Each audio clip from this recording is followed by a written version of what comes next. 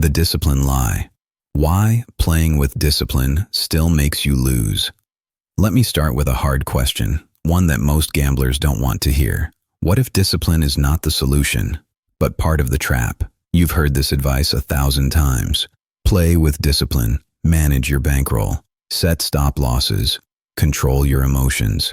It sounds logical, it sounds mature, it sounds responsible. But here's the uncomfortable truth. Casinos don't fear disciplined players. They rely on them. 1. What gamblers mean by discipline. When gamblers say discipline, they usually mean 3 things. They don't chase recklessly. They size their bets carefully. They believe patience will turn the game in their favor. In other words, they believe, if I remove emotions, if I play like a machine, I can beat a rigged system. That belief feels empowering. It gives you identity. I'm not addicted. I'm strategic. But the casino loves this version of you, because disciplined gamblers stay longer. 2. Discipline does not change the math. Here's the cold math that discipline cannot touch. Every casino game has a house edge. Not sometimes, not on bad days, always. You can reduce variance, you can smooth the ride, you can avoid dramatic blow-ups, but you cannot reverse expectation. The law of large numbers guarantees this.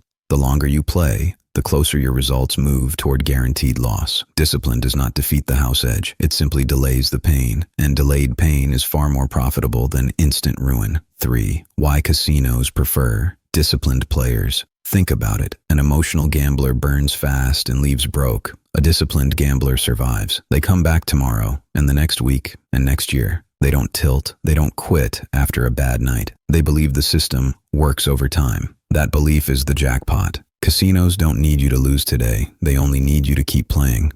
4. Discipline becomes psychological self-deception. Here's where it gets darker. Discipline gives you moral cover. You stop seeing yourself as someone with a problem. You see yourself as someone working on a strategy. Losses are no longer losses, they're drawdowns. Tuition, variance. This is intellectualized addiction. Your brain replaces emotion with logic so it can keep feeding dopamine without triggering shame. You're not escaping, you're rationalizing. 5. The dopamine hijack. Nobody talks about. Most people think dopamine comes from winning. Wrong.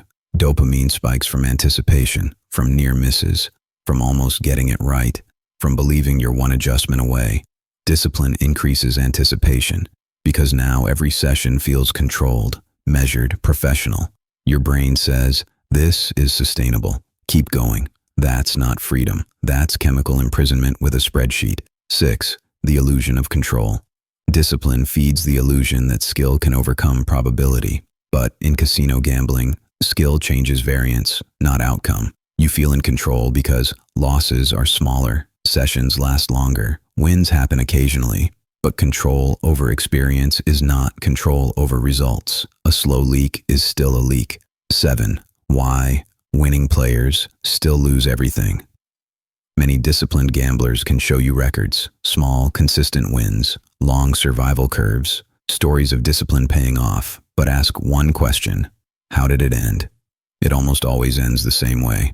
One emotional break, one belief that discipline earned a bigger risk, one moment where the system finally collects. Years of discipline, wiped out in days, because the house edge never stopped working. It was just patient. 8. Real discipline is not what you think. Here's the twist. True discipline in gambling is not playing better. It's not playing at all. Discipline is walking away from a game where the math guarantees your loss and your brain is being chemically manipulated. That takes more strength than memorizing betting systems. 9. The quit and rebuild principle. Quitting gambling is not weakness. It's not failure. It's mathematical sanity. Rebuilding is not about finding a smarter angle. It's about reclaiming your time, focus, and dignity.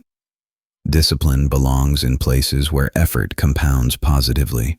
Your health, your skills, your relationships, your work. Not in a system designed to extract from you. 10. Final wake-up call. If discipline actually worked, casinos would ban disciplined players. They don't. They reward them. So ask yourself honestly, are you becoming more disciplined or just more efficiently trapped?